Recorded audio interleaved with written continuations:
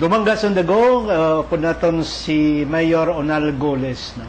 Namin isang iyang slogan, nakita natin dumangga sa dago. Sir, considering nga ikaw gine-elect na mayor sa karon, para itong may bago kayo, ikaw yung policy, kag may bago ikaw nga plano, compare sa previous ng mga administration. Ano ining mga plano ni mo nga para sa mga pulo sa banwa sa Dumangas kag nag-radiate din sa ibang mga lugar dito sa aton sa pungsod sa Pilipinas? Well, una gisa tanan, no, mayong adlaw sa mga televiewers naton. Isagid ka man namin adlaw para sa tagsa-tagsa sa inyo. Ang programa naton nga ginapresentar sa tao is gi-anchor gid pirmi sa matarong kagayag ng panggobyerno. So, matarong, mangin straight kita, righteous kita sa atong panggobyerno, hayag kita, nga i-open naton kung ano ang aton nga mga ginabuhat panggobyerno, nga mahibaluan gid para makita kag mabalaan gid sang aton pumulo kung ano ginapangobra naton. So, agrikultura, edukasyon, ikayong lawas, halos tanan natutukan naton, especially mga infrastruktura, kag ang ining peace and order situation sa Banwa Dumangas. And isa sa pinakauna ko ginobra, kapag pungko ko on a first day, nag-issue kita dayon sang executive order, sang Banwa kontra droga. Base ini sa ordinansa nga ginpasar ko, sang nagdigad nga gina-interview niyo man ako, nga ako ang author sang anti-drug ordinance way back 2014. Pag naglabutan ng 2016, wala gid na implementar. Wala man ina gin aprobahan. Ginpatulog lang. Ang hambalga na ni Attorney Panes, nga kung ikaw local chief executive, kung wala ka gana, patulogon mo lang. So nagtulog ini siya. Anong butang balon? May wala gana. Wala ka nagtulog lang. Kaya kung may gana ka, pag submit sa imo, automatically pirmahan mo. Kaya ini anti-drug campaign ini siya. So ginasikway ini nato ng droga, halin pa sang una, and we have been supporting the programs of our government. So pinpasar ko ini nga ordinansa nga ang tanan nga empleyado, municipal officials, pakadto sa kabarangayan, pati mga aplikante, ma-undergo gid sang drug testing, random. No? So, mandatory at random drug test, at least twice a year ini siya. So, kay may ordinansa kita, hindi pwede nga makapamalibad ang isa ka tawo. Especially kung official ka, kag empleyado ka sang barangay kag sang banwa.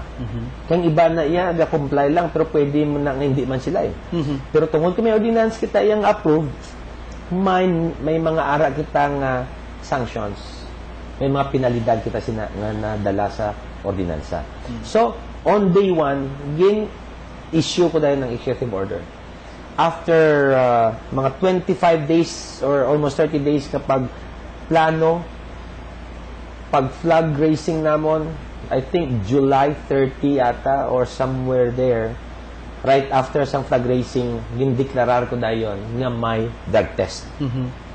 So, tanan, nag-undergo drug test. Police, fire, kapitan, empleyado, mga opisyal. So, kami ang pinakaunang nag-conduct sang drug test sa Banwa. So, 369 ang nag-undergo. Tanan sila sa kaluoy sa mahal nga makaako negative man. Why gid? Wala gid sang negative. Okay. Sino na-conduct sini? Wala isang positive, I mean mo. Tanan negative. Ang amon nga team, health office namon. Okay. May doktor, may medtech, kaga ginpreparahan gid. Sanction ini. Pero ang mga tawo wala ka preparar. Abi nila pag racing lang ordinaryo. Pero pagtapos pag racing deklarar ko nga subong adlaw man drug test kita. Kumiyara man nga wala naka-undergo drug test. Dua ka konsihal, 4 ka kapitan, pero gina-schedule naman na, pero hindi naman pa ipabalo. Why rason? Why rason nga hindi sila? Iti random, mandatory at random ni siya mo. So ang next na dire, manaog na kami sa kabarangayan. Okay. Tanan nga mga barangay kagawad, BHWs, tanods, lupons, they will undergo drug test. Amo ng programa namon. Based on the ordinance gin-file ko. May nag-voluntary man sila kahit sa negato may tokhang kita, may duga-dugay i-report ko na ni siya, no? So hindi lang ni gali barangay ang sundo namon nga i-follow up, pati mga transport groups, pinabalonan na sila nga si kupo namon tanan-tanan gid hasta maestra. Pinalibot ko ni sila mo, nag-isa-isa na ako sa ila kag ginhambal ko na ning ang ordinansa, ilakot sila. Okay gid sila ya tanan-tanan. Now, diri man sa operation Tokhang naton sa duha ka bulan nga operation, 335 ang nag-surrender. Okay. Oo. Tapos sa 335 na daw mga 38 barangays pa ng labot. Sige pa na, gadamo, panggadamo. And may ara nakita nga nag-surrender man dire nga biktima na gid iya sang pagka-drug addict nila. So tatlo ni sila kabilog gintagaan naton financial assistance para for rehabilitation.